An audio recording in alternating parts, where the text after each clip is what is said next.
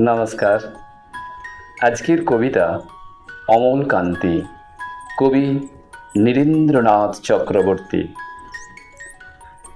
অমল কান্তি আমার বন্ধু, স্কুলে আমরা একসঙ্গে পড়তাম। রোজ দেরি করে ক্লাসে আসতো, পড়া পারত না। শব্দরূপ জিজ্ঞেস করলে এমন অবাক হয়ে জানলার দিকে তাকিয়ে থাকতো যে দেখে ভারী কষ্ট হতো আমাদের। আমরা কেউ মাস্টার হতে চেয়েছিলাম, কেউ ডাক্তার, কেউ উকিল। অমল কান্তি সে সব কিচ্ছু হতে চায়নি। সে রোদ্দুর হতে চেয়েছিল। ক্ষান্ত বর্ষণ কাক ডাকা বিকেলের সেই লাজুক রোদ্দুর, আম আর জামরুলের পাতায় নাকি অল্প একটু হাসির মতন লেগে থাকে।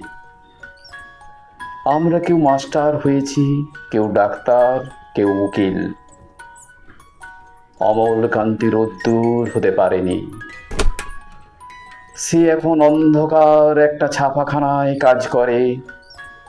মাঝে মধ্যে আমার সঙ্গে দেখা করতে আসে, চা খায়, এটা ওটা গল্প করে, তারপর বলে উঠি তাহলে।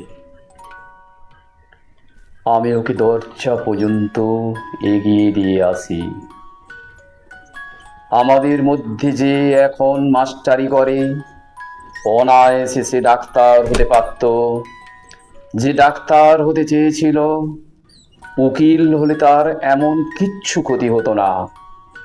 অথচ সকলেরই ইচ্ছে পূরণ হলো এক অমল কান্তি ছাড়া। অমল কান্তি রোদ্দুর হতে পারেনি। সেই অমল কান্তি রোদ্দুরের কথা ভাবতে ভাবতে ভাবতে ভাবতে যে একদিন রোদ্দুর হতে চেয়েছিল। নমস্কার, ভালো লাগলে ফলো করো।